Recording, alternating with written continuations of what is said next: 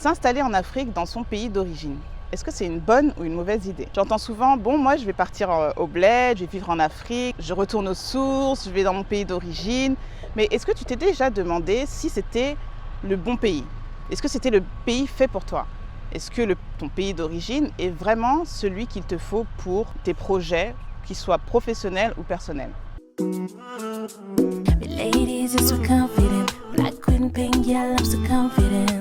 Je regarde le miroir, je suis confiante, oui. The view stay away in the car.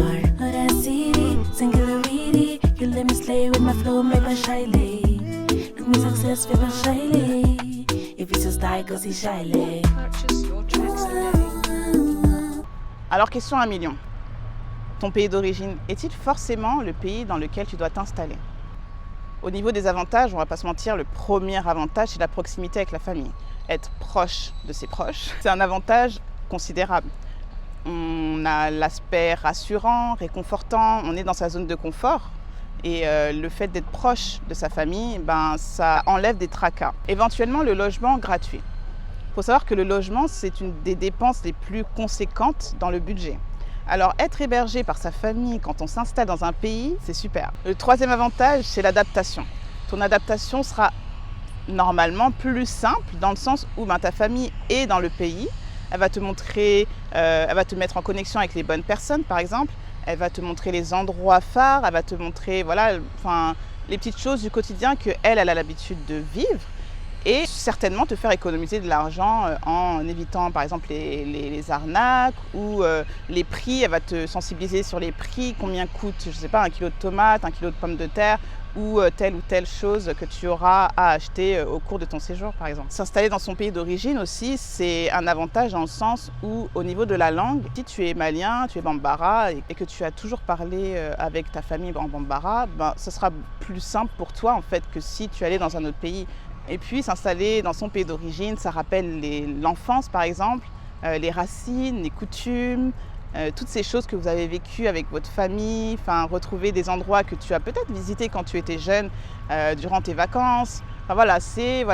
C'est cette zone confortable et rassurante et nostalgique. Donc là, on a vu les avantages, mais il y a des inconvénients. La pression familiale. Au niveau de la pression familiale, il y a la pression financière, mentale, ou de l'Européen qui vient s'établir en Afrique et qui est perçu comme une personne ayant beaucoup d'argent, qui doit donc redistribuer cet argent à la tante de la tante, à la mère, à l'oncle, au frère, à la sœur. Et ça, quand on s'établit en Afrique, c'est une dépense, c'est une charge, une pression qu'on peut avoir aussi. Deuxième inconvénient, à part si les membres de ta famille sont dans le business depuis plusieurs années ou sont de grands commerçants, si tu comptes sur les membres de ta famille pour faire ton étude de marché si tu viens en tant qu'entrepreneur ou investisseur, sache que ton étude de marché peut être biaisée. Je t'explique. Tu risques de prendre des conseils auprès des personnes qui ne sont pas compétentes ou pas qualifiées ou qui ne s'y connaissent pas dans le marché dans lequel tu souhaites investir ou entreprendre. L'inconvénient également, si tu souhaites investir, si tu souhaites entreprendre avec des membres de ta famille, sache que ce n'est pas forcément synonyme de réussite. Il va te falloir mettre tes sentiments de côté pour un max de rentabilité. Et entreprendre avec des membres de sa famille, que ce soit en France ou en Afrique, ça peut être une grosse source de conflit. L'objectif pour toi, ça sera d'établir des règles, des contrats par exemple, qui vous aideront à mettre les bases de votre business. Un autre inconvénient sera la dépendance familiale, c'est-à-dire que tu auras besoin ou on va t'imposer des règles que tu devras suivre et qui ne seront pas forcément en accord avec ce que toi tu souhaites. Je vous rappelle, nous, on s'est établis en Afrique, au Bénin précisément. Ça fait 1 an avec mon mari et mes 2 filles, alors que nous ne sommes ni béninois, nous n'avons pas d'amis béninois, nous n'avions pas d'amis béninois, nous n'avons pas de réseau béninois, nous n'avons rien.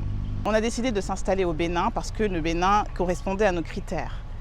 Et c'est là la différence, c'est qu'on s'est basé sur les critères avant de se baser sur le pays d'origine. Alors si nous on a pu, vous pouvez très bien vous installer dans un pays autre que le vôtre et faire ce qui vous semble en accord en fait avec vos critères, à ce que vous souhaitez, vos aspirations, vos rêves. On a tendance à voir les avantages uniquement, mais ces inconvénients ne sont pas à prendre à la légère. C'est donc important pour toi de voir ces avantages, mais également de ces inconvénients, et à toi de décider si ton pays d'origine est vraiment fait pour toi. Alors après cette vidéo, dis-moi en commentaire si tu souhaites toujours absolument t'installer dans ton pays d'origine Et selon toi, quels sont les avantages et inconvénients que tu dois prendre en compte pour ton installation en Afrique?